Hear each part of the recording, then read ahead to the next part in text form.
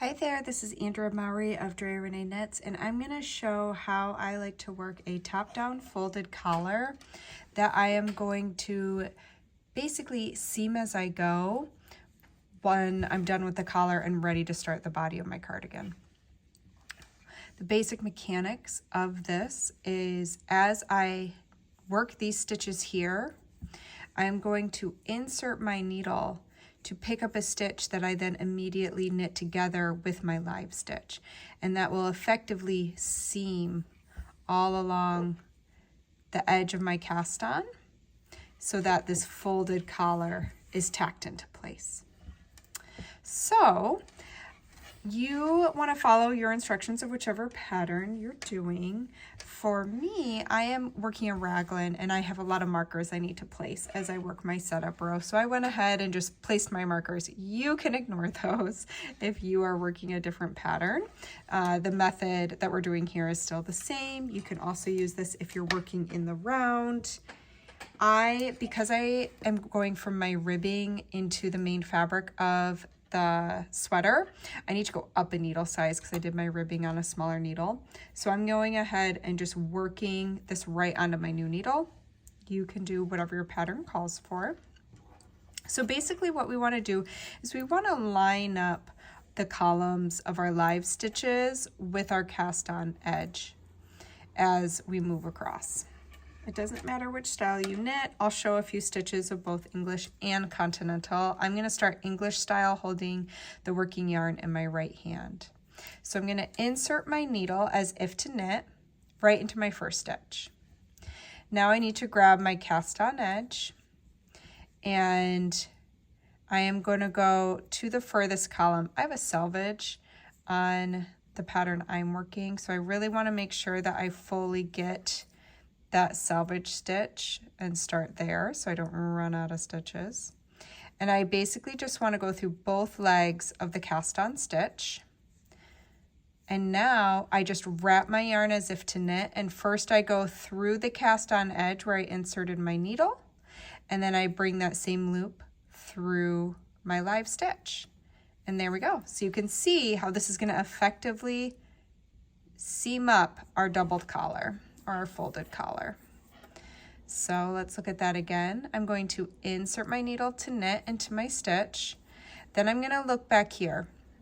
So one thing you can do to make sure you're on track is I am working a knit stitch is what's facing me, but we're looking at the back of this folded part. So you want to be going into a purl stitch, which is going to be here, or you can kind of flip the work and look for your knit stitch.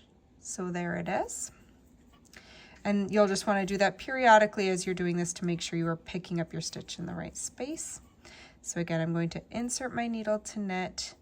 I am going to make sure I'm going into the purl column here, both legs of the stitch, wrap my yarn, pull it through the cast on edge and through the stitch on my needle.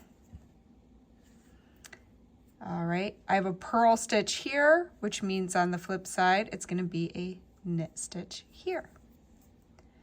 So I insert my needle into that stitch, and then I'm going to go into both legs of the stitch behind. So I like to use a twisted German cast on. You're going to notice I could go right into the head of that stitch, but it creates some bulk. The reason I like a twisted German cast on when I do this is because it actually gives me a nice little gap on either side of each column. And that is just an easy place for me to go through both legs of my cast on, wrap my yarn, pull it through my cast on edge and through my live stitch. I'm going to show one more English style and then I'll switch to Continental. So I insert my needle into the stitch on my needle. Looking back here again, this is a knit column. If I look inside here, I've got my purl column, and I'm going to insert my needle into both legs of the cast on edge, wrap my yarn, pull it through my live stitch and off. So we're not adding any new stitches. We are just seaming up our folded collar so that it stays in place. All right, let's switch over to Continental for the next couple stitches. So you can see that if you hold your yarn in the left hand. So I'm going to insert, I don't like all that clutter back there. All right, so I'm going to insert my needle to knit. I'm going to look back here to my cast on edge. I am going through a purl, so back here needs to be this knit column right there. And I'm going to go through both legs of the cast on, wrap my yarn to knit, pull it through the front. Let's do one more. Insert my needle into the live stitch. Look back here to my cast on edge.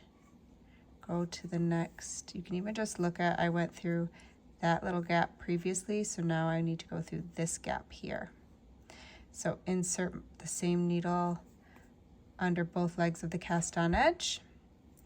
Wrap my yarn to knit. Pull it through the cast on edge and then through my live stitch. And I am just going to keep doing that all the way across until I have finished up all my live stitches, which is going to be the same amount as all these cast on stitches. And it'll be a nice, let's see if I can't pull this to my edge. It keeps it nice and flexible as well, as opposed to if you had a hard seam in there. So there you go. Again, you can do this in the round, you can do it flat.